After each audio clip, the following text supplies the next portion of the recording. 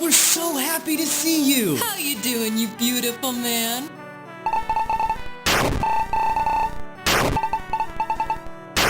Oh, I'm sorry for calling you beautiful.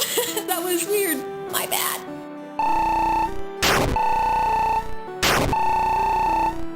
You could call me beautiful, Mary Lee. I always do beautiful. We love each other, hence the marriage. Anyway, what's new, Thomas? Anything exciting going on in your life? Hey, you okay, buddy? You look real sad in this photo I just took. No worry, I'll crop you out. Now we have the couple for their first dance. Oh, sorry, Thomas. Gotta go. It was so great seeing you.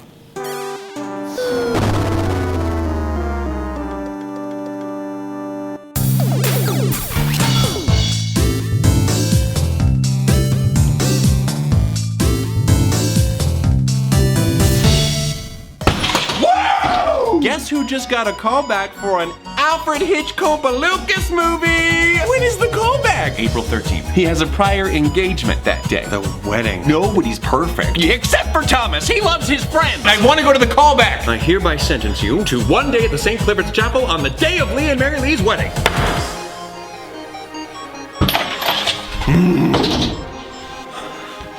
What the f, everybody? Now, kiddo, if you're gonna dish out F's, why don't we make them friendly hugs? F friends, Patton. Oh, wait, you're talking about friendly hugging your friends? No!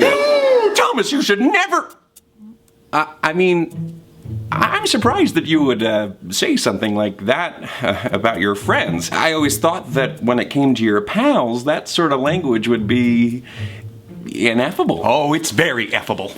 It's effable as F with a situation this up. You're not at all excited for them? With so much F-use thrown about, I doubt there's much he'd like to F-use about. Right, what do you mean am I not...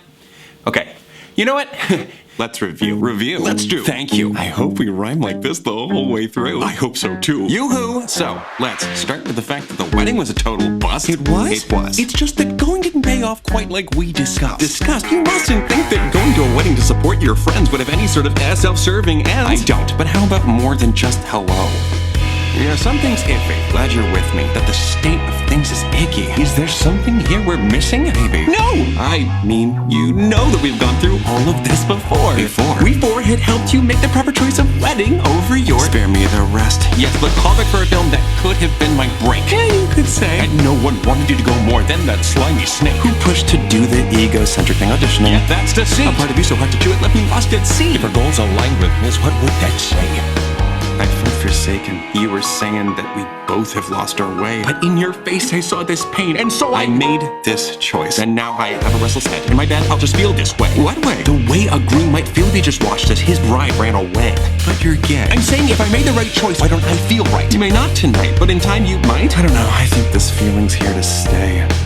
It is a pity to admit he could have done more than just sitting at that wedding feeling. Quit reviewing. Okay. Boy, how could such an upsetting conversation happen in such a fun way? Oh, why didn't they just talk to us more? Wait a minute. Why didn't I just talk to them before the wedding? I mean, I kind of brought that up before, but it got shut down faster than an Antarctic ice pop shop, so... Oh my gosh, I'm so stupid. I could have just told them everything. If my one interaction with them was any indication, they obviously wouldn't have cared if I wasn't there at all. Maybe so. Wait, are you having second thoughts about choosing to go to the wedding, Roman? Oh, no. Of course not. I just wish we could have known how they felt. Maybe it could have, I don't know, made things a little easier for us. Well, you know, hindsight is 20/20, so... Okay, but if you're a sighted person with less than 20/20 vision, you don't just ignore whatever you see in front of you. I see. We should start looking into ways to predict the future! No. Very good. What I'm saying is I know Lee and Mary Lee. I can predict how they might act in specific situations. I know that they are very understanding people, and I should have used that knowledge. That would have been using foresight.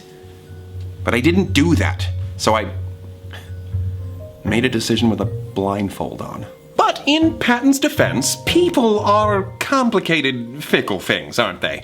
You think you know someone and then wham! Out of nowhere, they fill your apartment with feral cats, and now you're somehow responsible for the vet bills? You've got to give them away, but despite your cat allergy, you've endeared yourself to them, especially to Mrs. Snuffles. More like Mrs. Sniffles, because of the allergy. Your point being? Foresight isn't really the most reliable tool that we have. Cool, so we don't use it at all? We did use it. You've known Lee and Mary Lee for most of your life, and they've always lent a helping hand when you needed it. That's true. When your car broke down an hour out of town, who was the only person willing to come out and give you a jump? Mary Lee. I don't know what good she thought jumping would do. What you needed was somebody to fix your car. And Lee always had my back in high school after I came out. Exactly. Now here, they met up with you face to face to tell you about their wedding engagement. Biggest day of their lives. And they asked you if you could be there. I wasn't even like a groomsman or anything. Well, it's not Lee's fault that he has so many brothers. Catholics. Yeah, Catholics. Those baby-making Catholics. We didn't have the first clue how it would make them feel. You thinking about giving their wedding a pass, all because of a callback that really might not work out. And not that you're not a talented guy. No, yeah. Dame Judi Dench, or as I like to call her, Queen Groovy Bench, didn't land her first big Hollywood movie role until she was 61, so maybe they understand. But maybe they still really want you to go to the wedding and feel too guilty to say so. Or maybe you end up going to the wedding and they feel guilty seeing you there because they feel like they took a big opportunity away from you. But they wouldn't have felt that way. But we didn't know that. Foresight means thinking about every possibility. Talking to them about it could have been harmful. And this was our chance to be there for them when it counted. Was not talking to them worth it, though? I don't know. Whatever happened to karma, you know? You do something good, good stuff happens to you. Right, yeah. Why is the saying, karma's a bitch? Why can't it be, karma is a very fair person? Why does their complexion matter? Well, kiddo, unfortunately, life isn't always like your video games. Sometimes you can make all the good choices and still not get the good ending. I don't know if there even was a good ending to get. I'm pretty sure there was. For he's a jolly good fellow, which nobody can deny, which nobody can deny. Roman, that actually does sound jolly good. I mean, sure, it does sound very jolly, and we can all agree that you are a good fellow. Can we all agree on that? Oh, yes, I can. We can all. Okay. I understand now that I have been a little much the mayor of Muchkinland. Sure, when it comes to giving Thomas the third degree on his integrity. Right. And yeah, it is my job to keep you on Santa's nice list. But I haven't been making you feel very nice. I don't want to make you think you're some stupid, dirty, rotten, filthy, silly, Billy, no good for nothing, white, rat, scoundrel bitch. Okay, thank you, Roman, for your help. You're welcome. I'm done asking, is Thomas a good person? I'm just here now to help you be as good as a good bud should. Okay, well, that's a relief. I think. So yeah, you are a good fella, but not every good fella gets a big award. Only Joe Pesci. Well, what do we get? Sometimes it's just this. A bagel? What? No, maybe. No, nothing. It's nothing. Aww. Sometimes you can't get anything because a lot of the time, people need something more than you do. Like, let's say you pass by some sort of stop where you can buy games. A game store. You mean the internet? I'm not going outside. Oh, come on, Roman. Video games mean so much indoor time that they should cost a little outdoor time, don't you think? Anyway, you see a poster for the latest installment in the Frogger franchise. Ugh, you're such a dad. Buddy, Frogger's not really a big thing anymore. And they're missing out. There is no video game character as cool as Frogger. Heck, he eats fly for breakfast. Okay. And trying to cross a busy road without losing his froggy life? Woo! Talk about riveting. Like, you're such a dad that it's too much to handle sometimes. Anyway, everyone's raving about the new Frogger. Best one yet. Amazing graphics. At least 16 graphics. Do you even know what you're saying right now? And, oh yay, it's on sale for about, I don't know, as much as a hot dog is worth. Patton, that's how much you get when you return a game. You have just enough money to buy it, but as you walk up to the door, you're stopped by a homeless, down-on-his-luck actor, and Who is it? Whoever you want. Oh, come on, Patton. How is Thomas supposed to feel empathy for this person if he has no one to visualize? Alrighty, it's Leslie Odom Jr. What? Why Leslie? I need backstory for this. What happened, Patton? I don't know. He spilled his drink on Stephen Sondheim at a party, and Sondheim said, "Gosh darn it, Leslie, you'll never work in this razzle-dazzle town again!" He should just move to another town, right? Wow, this hypothetical version of Stephen Sondheim sounds like a real mother crupper. So, Mr. Odom Jr. tells you that he's very hungry, and he points you to a nearby hot dog vendor. It's just a few yards away. By the liquid lipstick of William Shakespeare, a hot dog would cost Thomas his entire Frogger fund. It's all coming together. What do? Pretend you're talking on the phone so he leaves you alone? Tell him, I don't have any money, Leslie. Hightail it the heck out of here. Buy him a hot dog, or do you hightail it the heck out of there? And I really, really want this Frogger game. Yeah, you do. You woke up at 6 a.m. dull to go and get it. 6 a.m. dull? Do you mean sharp? No, that's really early for you. So you weren't quite able to get out of bed until like 6:08. Well, regardless, of course I buy him the hot dog. So you mustered up the will to give him a dinner that he could relish. Only, uh-oh, when he takes the hot dog, he walks away without thanking you. What do you do now? Do you say, "You're welcome," in a way that lets him know you think he was rude? Do you prompt him by saying, "What do you say?" Do you physically take the hot dog back? Or do you go about your day? I mean, there's an obvious right answer here. Please don't tell me you're going to wrestle Tony Award-winning actor Leslie Odom Jr. for a hot dog. What? No. I'm gonna go about my day. Ugh, even though he didn't say thank you, he doesn't have to. Just like you didn't have to get him a hot dog. I feel like you kind of do, though. Maybe. You don't need the new Frogger. Well, no one needs a new Frogger. Why do you think Thomas has to give the money, Patton? Well, because that money was going to a luxury item. In that situation, it's so easy. It's all right in front of you. A hungry person comes up to you and says, "I need food," and the food I need is right there. You have the money, and it wasn't going to something you needed. You can disagree, but I feel like it might be kinda wrong to keep the money for yourself.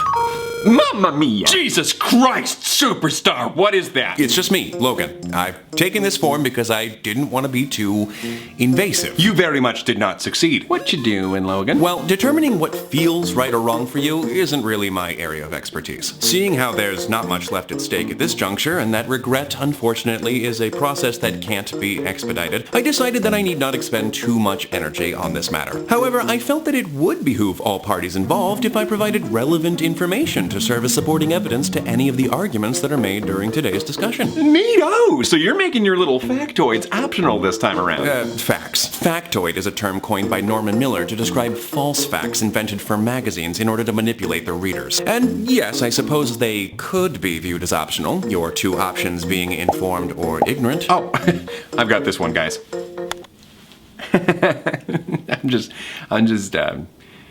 I'm just kidding. Roman, you shouldn't push people's buttons. Enough joking around, Roman. Go on, Logan. Jesus Christ, superstar. Thank you, Thomas. Oh! Guess I won't be wrestling a hot dog away from Logan. Cause he thanked me? I'm sorry. Please go ahead, Logan. Oh, holy hero, we gotta read. It would be an estimated annual cost of $20 billion to eliminate homelessness in the United States, according to Mark Johnston, lost all that. Okay, Americans spend more than $20 billion on Christmas decorations and flowers every year, so it would seem that many Americans do have the currency to spare to end homelessness in the United States forever. Whew, okay, I'm not doing that again. I am sorry. That was too fast. Can you, one more time, Roman? Huh. Yeah, I guess everyone doing their small part for those in need could make a difference. Yeah, and even if I can't change things on my own, something as little as briefly helping a greatly troubled, prodigious actor would still give me more pleasure than playing Frogger. Well, yeah. I mean, it's Frogger we're talking about. Like, it's not like Kingdom Hearts. Yeah, as long as that's not the main reason you're doing it. What? Oh, well, you shouldn't do a good thing just because it makes you feel good. I think. You literally said the opposite to Deceit when we were back in the courtroom. Yeah, I did. But we all agreed that in that situation, the right thing to do was go to the wedding, which didn't feel good at all. So, yeah, I was wrong. Not to mention, Deceit said that you'd be doing the right thing for a selfish reason if you did it for your own emotional gain. And you agree? Definitely! Maybe? Great. I love that movie. I mean, you know, I think so. What do you think? Well,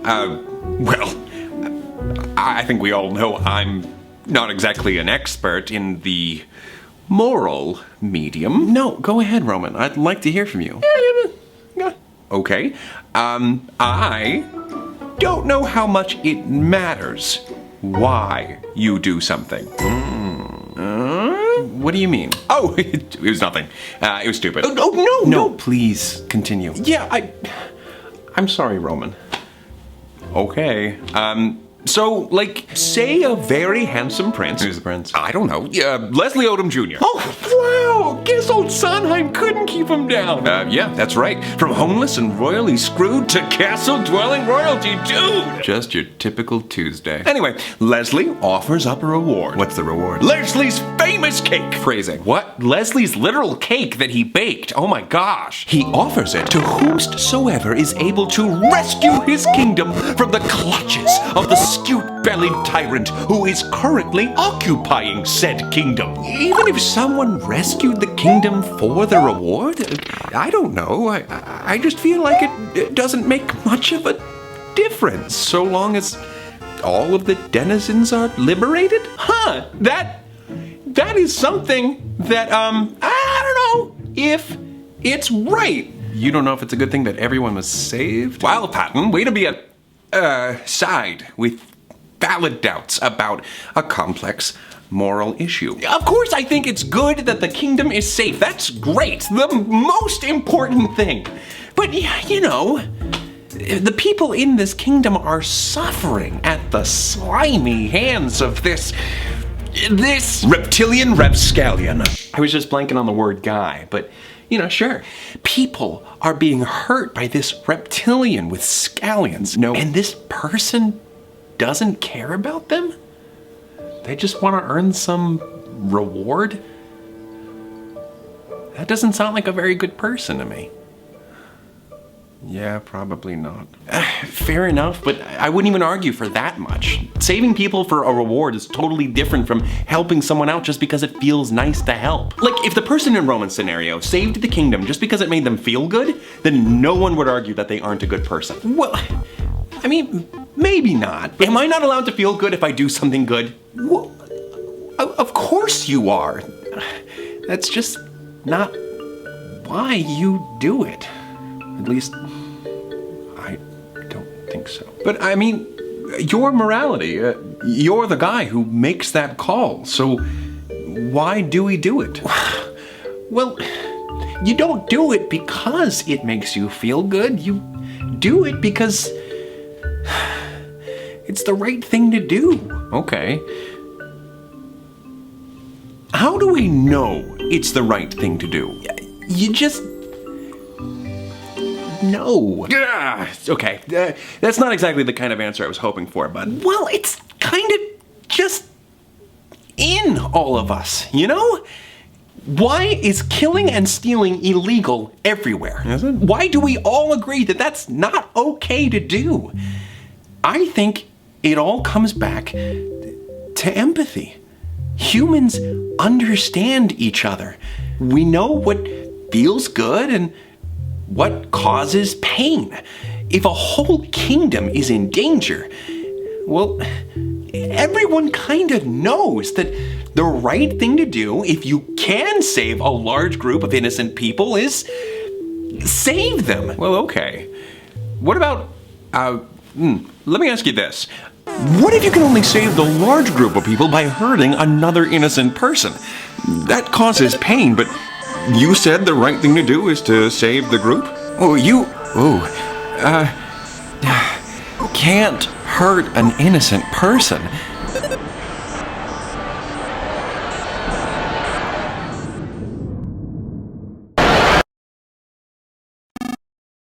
Constructive criticism, maybe not depict scenarios where my friends die. Okay, I'm really not trying to argue with you, Patton, but you said everyone knows that it's right to save innocent people when you can.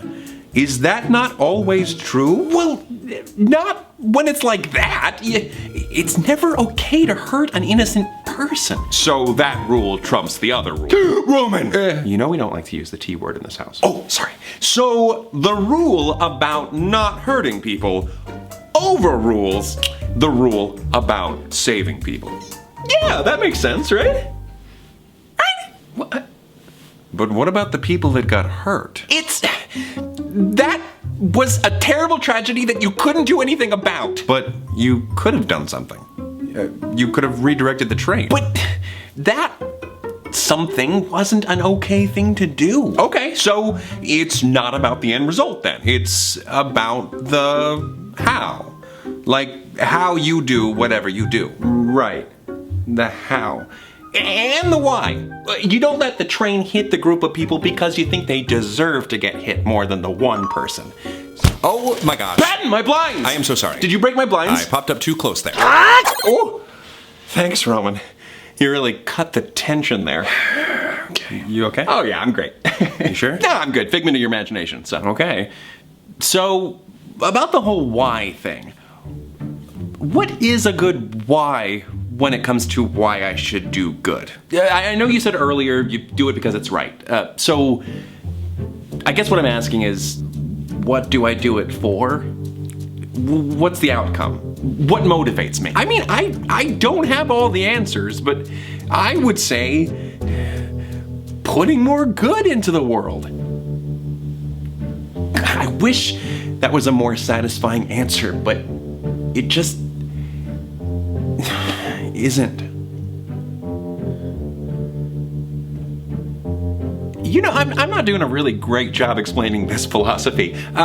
Logan, what would a real philosopher think about what I'm saying here? Well, Friedrich Nietzsche really wouldn't have been thrilled with anything you've had to say. Primarily because pity seems to be at the center of your idea of putting good into the world.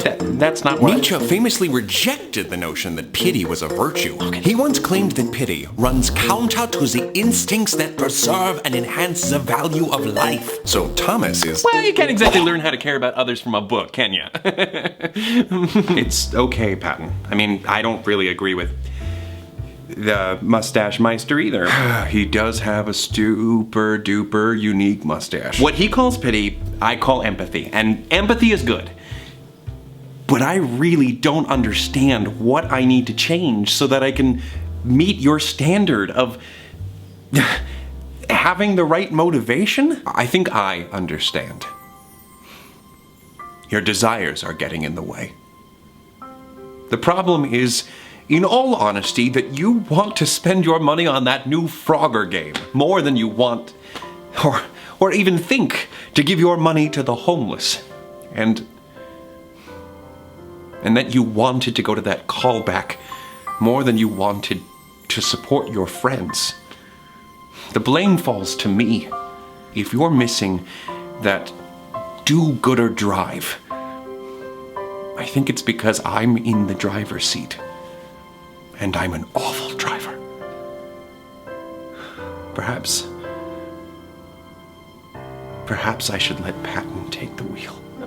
Roman, I only mean well when I say that is the stupidest thing you have ever said. Oh, Thomas.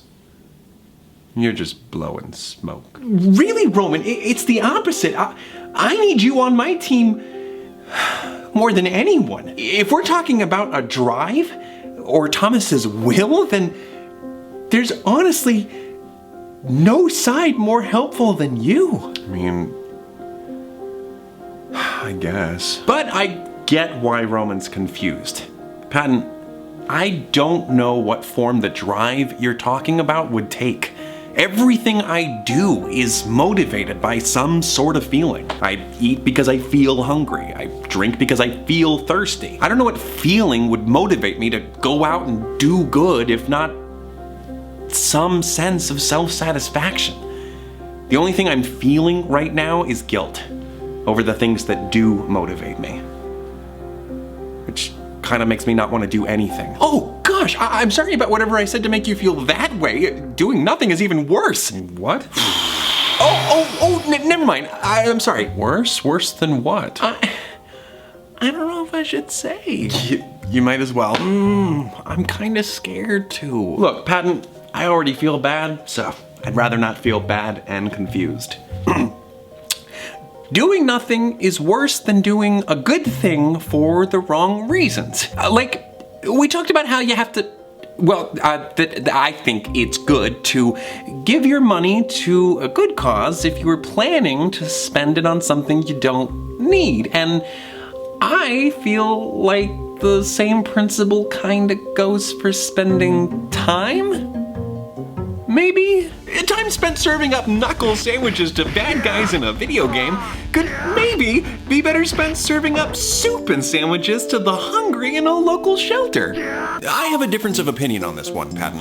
Thank you, Logan. I'm sure we're all familiar with the somewhat tired metaphor for self-care. You must put on your own oxygen mask before helping your fellow passenger. An analogy that warns against the practice of helping others with their personal issues when you yourself are in need of help. I do need help. It's ironic that illustration's so overused at this point because it has almost become as easy to tune out that advice as it is to tune out the actual safety instructions on a flight. Easy and very dangerous. In the event that a plane cabin becomes depressurized, you do not have long to secure your oxygen mask before you risk your oxygen saturation levels dropping too much, leading to hypoxia, which is just insufficient oxygen for life functions. Hypoxia's symptoms can include an inability to communicate, confusion, unconsciousness, and possible death. 3 out of 4 of those are normal for me. Do I have hypoxia right now? Having heard a piece of information before does not give you license to ignore it in the future, especially when the consequences of forgetting are so perilous. Logan, I completely agree with you. But I really don't see how that relates to what we're talking about. Yeah, Logan, like you said earlier, this isn't really your area of expertise. Patton never said Thomas couldn't help himself, especially in a situation as dire as putting on his oxygen mask in a ground-bound plane. Of course I wouldn't say that. I've agreed in the past that Thomas should take the time to make sure he's doing okay and to temporarily put himself first if he needs to. And just like all of the moral dilemmas we've been discussing, it can seem easy to confidently state what you would do in a difficult situation without legitimately knowing how you would behave when your instincts take over. In theory, you believe Thomas can and should take some time to care for himself, but every point you've made in today's discussion has contradicted that sentiment. What? How? I don't think video games versus community service is a threat to Thomas taking care of himself. Nearly every answer Patton has given to the moral questions throughout this discussion has suggested that a moral life is a life without spending surplus capital and time on leisure activities. Dr. Robert A. Stebbins defined leisure as activity engaged in during free time which people want to do and actually do in either a satisfying or a fulfilling way or both. Leisure means experiencing freedom. It's your time and you do what you want with it, which in turn contributes to a feeling of control and improved self-esteem. A lack of control and self-esteem are two factors that you all now understand can worsen Thomas's relationship with intrusive thoughts, and they have. Additionally, Drs. Iwasaki, Messina, and Hopper wrote that leisure time promotes a joyful life. And if that isn't enough, pleasurable activities stimulate the production of neurochemicals which can then improve one's physical health. Leisure is something that Thomas needs more of in his life in order to feel like he has a life. And Patton is essentially suggesting that Thomas isn't being as good of a person as he'd like him to be if he doesn't sacrifice his life for others. Whoa! That is That is not what I said. Oh, is it not? Please correct me if I'm wrong. You're wrong. So if it was between Thomas's life or another's, you don't think Thomas should give his life up? Whoa, Oh, and this other person is an innocent little lamb. Okay, Or how about a group of innocents? I don't actually, I would like to know, Patton, what should Thomas do in that kind of situation? I don't know! Maybe? It's okay, please calm down. We do all think of people who lay down their lives for others as the greatest heroes, so I don't know. You don't know? Earlier you suggested that all people naturally understand right and wrong. So, should Thomas die so that others may live? Yes? I mean, maybe? Or maybe not. What do I know? What do you think, Thomas, if it's your life or Leslie's? By the slow wit of Heracles Patton, leave Leslie out of this one! But how is Thomas supposed to feel empathy for this person if he has no one to visualize? Is there no one else he can feel empathy for? You're right, Roman. Thomas's life or Lee and Mary Lee's? What do you say, Thomas? I don't know the right answer here. It's up to you.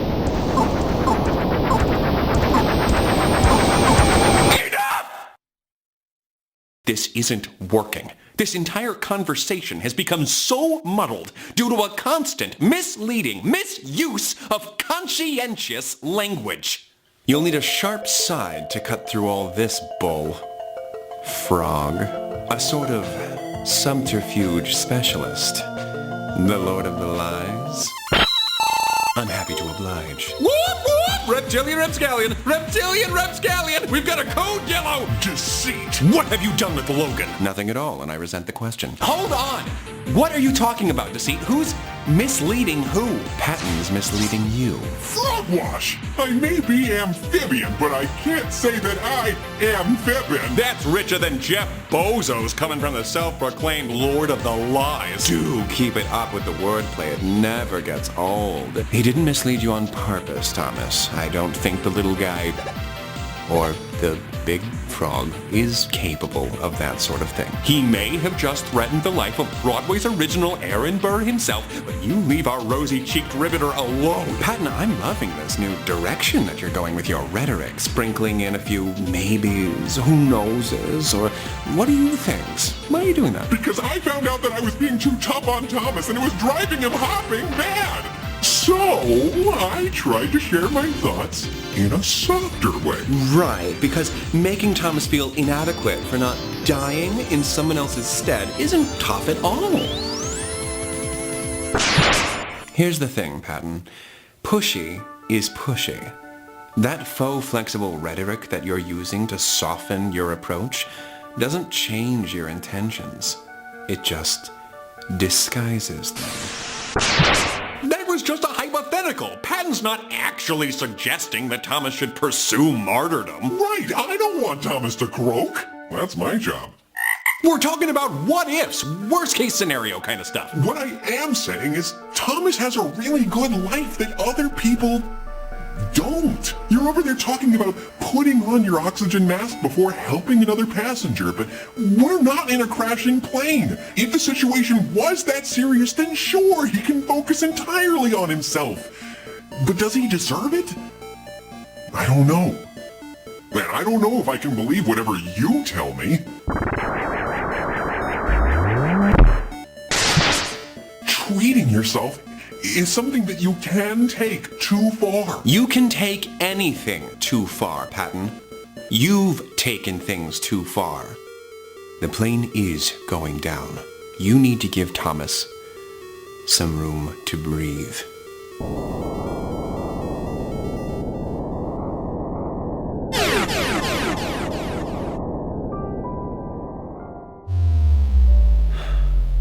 I really don't know what I'm talking about. I can't not know. Patton, what are you saying? We can still beat him. We've beaten him before. Ow! Sorry, I have not looked in this direction the whole time. Don't give up now. No. He's right. I'm bringing this plane down. What?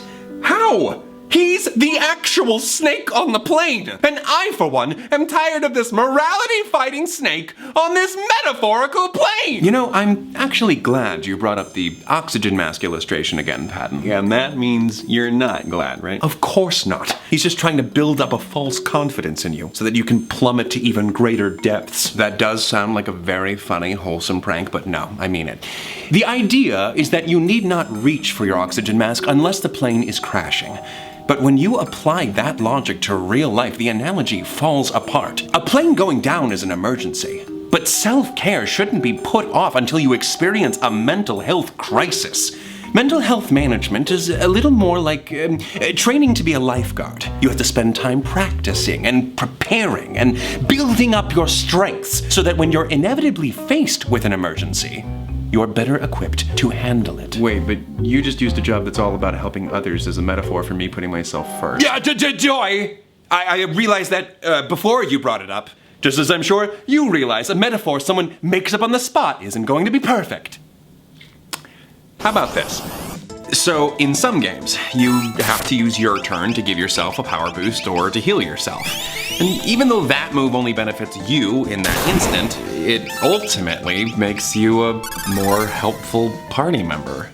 Oh, shit. Not that any of you care, but I am unharmed, and I don't want to talk about it. I'm just here to deliver one last fact, then I will do you all a favor and spare you my company. Oh, Logan, Peter Singer is an Australian philosopher and activist who champions the movement known as effective altruism. The primary feature that differentiates effective altruism from other moral philosophies is its practicality. It employs the heart and the mind so that effective altruism can earn its namesake and actually be effective. The aim is to help as many people as possible while maintaining a perfectly adequate standard of living. So, a poor, sick person giving 5 of their last 15 cents to an aid organization, while incredibly altruistic, is not effective altruism because that money won't go very far, and the act would only harm that person's already unacceptable standard of living. Fellow effective altruist William McCaskill recommends that people who can, and are inclined to, should go into fields like banking or finance because more money earned means more money to give. Right, like I said, I need to give myself a buff so that I can better help others. And you need to maintain an adequate standard of living. You can't forget that part. If the variety of generosity that you subscribe to leaves you feeling depressed or like your life isn't your own, then you need to reevaluate things. What do you know? If it came down to video games or volunteering at a local shelter, it actually might be okay to prioritize gaming sometimes, if video games are an essential ingredient in your recipe for self-care. Emphasis on the sometimes, though, right? We should still try to help those in need. Whatever, sure, if that's your thing. I mean, totally, yes, of course. But mental health should be regarded with the same life or death attitude as physical health. You've been taught to feel guilty for taking care of yourself. But you were also taught that Christopher Columbus was a pretty cool guy. A lot of your education was, of course, shit, forgive the pun. So what, we're supposed to do a complete 360 and head right back into Selfish City? You mean a 180. Don't you talk to me about math! You're not Fogan anymore. That's Faux Logan, if you're too slogan. You're right. So, why don't we move on to something we're both familiar with, Roman? Mistakes. I was actually very impressed with you. You made such a noble sacrifice. Don't try to flatter me, Snake. I don't need to flatter you now, Roman. I mean this. You, in particular, made a significant sacrifice when you sentenced Thomas to attend the wedding instead of the callback. That was a costly choice. Thomas lost a huge opportunity and a good amount of mental health points in the name of being there for his friends. He didn't get anything out of it other than a new high score in Word Crush. That's the closest to an act of true selflessness that I believe is possible. And look, it served no one. Lee and Mary Lee seem to have appreciated Thomas showing face as much as they would have appreciated any other guest's attendance. So if they gained nothing, and we lost something, then it was a net loss. So maybe selflessness isn't always the answer. Okay, well, that's over and done with, so what now? You need to unlearn that selfish is a dirty word. And for your sake, you need to start practicing a little more selfishness. In moderation. As all things should be. Well, almost all things. What do you mean by almost all things? You're right, we wouldn't want to plant too many trees. Just think of all the CO2 that might be absorbed. Ah, you got me there. Well, when is it enough? Trees? No, selfishness! How long must we act selfishly until Thomas is ready to start putting more good into the world? A good question for another time. But I'm sure you'd have us believe that that time will never come. And even if it does, what's to stop you from telling us that we've done enough good for others, when maybe we could do more? Oh, Thomas dropped a dime in the St. Jude charity box. What a good boy you are, Thomas. Nay, I say! We are ethically compromised if we give the Bananaconda a seat at the table. I don't know that we are. We can't trust him. He's asking us to go back on things we've known for years. Rights and wrongs. Shoulds and shouldn'ts. How can we trust him? I don't have a simple answer to that question. But here's a start. My name.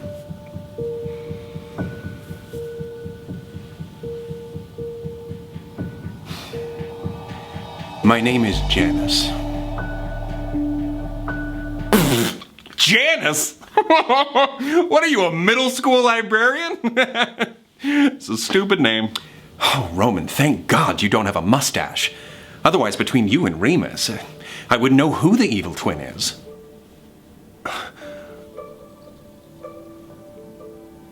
Are you guys seriously going to take his side? No, over me? Thomas. I thought I was your hero. You are.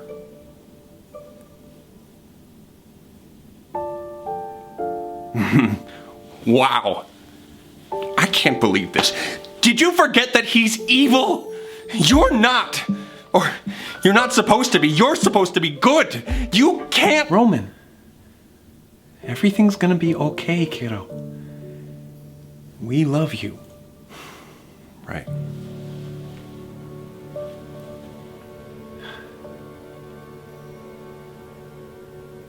Janice, do you think there's a limit on how many times someone can say sorry before you have to admit that they're just bad for you? Oh, definitely not. I'd love for someone to ruin Thomas's entire life one apology at a time. Okay. The reality is that it depends. On what? Where to start? How many things have they had to apologize for? How frequently do they have to apologize for things? How terrible were the things that they did?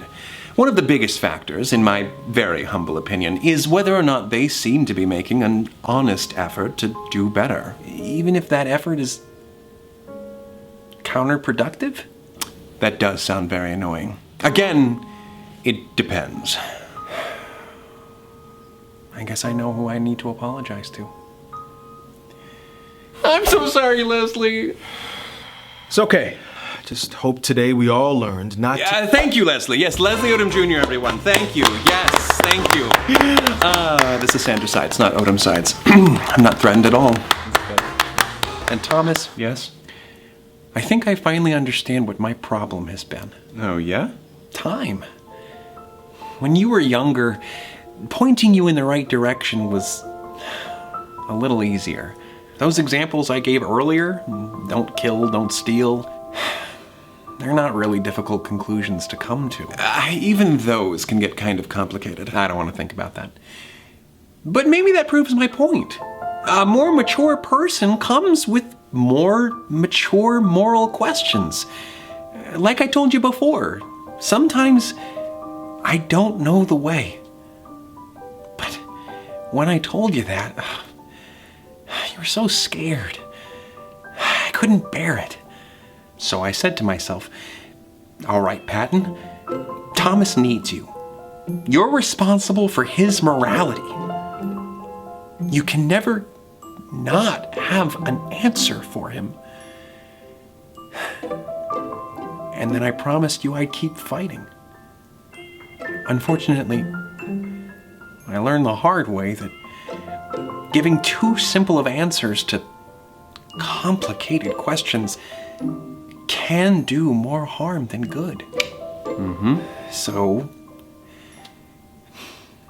I'm sorry.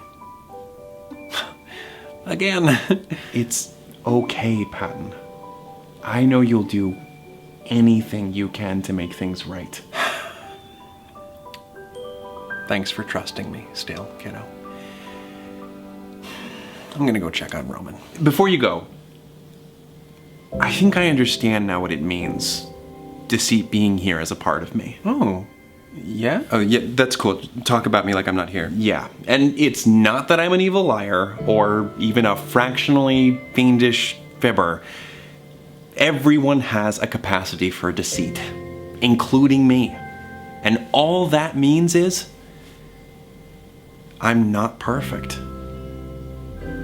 Just like anyone else. And those imperfections don't make you any less worthy of love. Janice, I'll take care of him.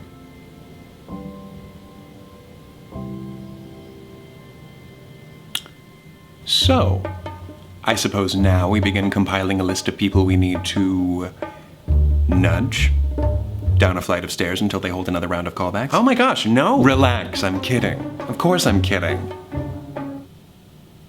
Baby steps. No! No baby steps! No steps! And no throwing people down them! No violence! You're right, of course. There are much less barbaric, much more fun forms of sabotage. Don't make me regret trusting you. I don't want to be stuck with an evil snake boy. You're not stuck with an evil snake boy. You're just stuck with a snake boy. Oh, brother. But seriously, using a mobile game to hide from your sadness and regret at the wedding doesn't count as leisure time. Take some time for yourself, Thomas. You're right. Oh, I'm sorry, what was that? I couldn't hear you. You're right. Yes! It feels so good! So good! And I know how much you love these constant dilemmas, so please, keep overthinking everything. Yeah, I do need to work on that. While there is likely more that you can do to put good into the world, you shouldn't beat yourself up over what you can't do, or what you haven't done before. It doesn't help anyone, so don't overthink it. Just try. All you have to do is try your best to be helpful and to do your part, whatever that is, with the understanding that you can never get doing good down to a science. It's gonna look different for everyone. And don't be afraid to give to yourself either. If someone else ever did as much for you as you've probably done for yourself, you would owe them everything. Treat yourself the way you would treat someone who has endlessly labored to give you a better life, or who has always helped you to remain on your feet through the toughest, most emotionally challenging periods of your life. Try to find your balance between doing good for others and doing good for yourself, because finding a universally correct balance between the two is impossible. And sometimes painful. So just trust yourself. Until next time, take it easy, guys, gals, and non-binary pals. Peace out.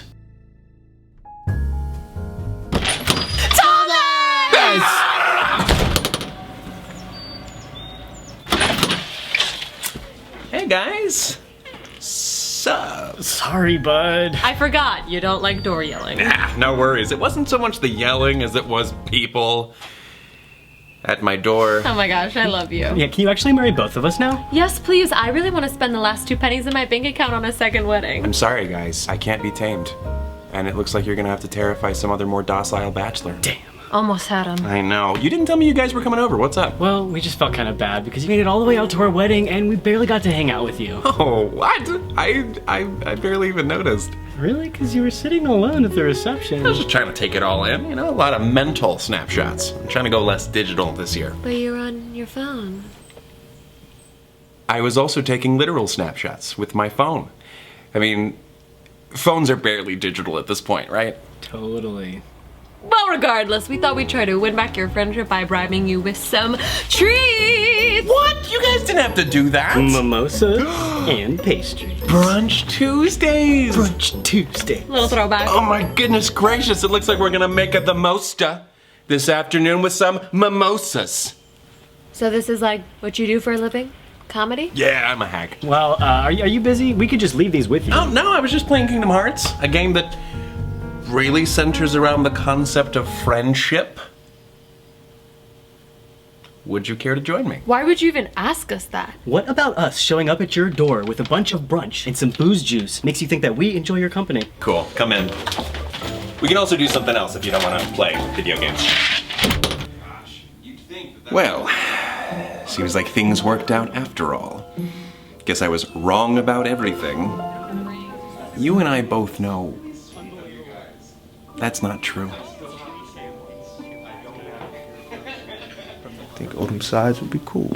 Watch Odom Sides, do what he can do. What is up, everybody? That's scary, but I feel like... Okay,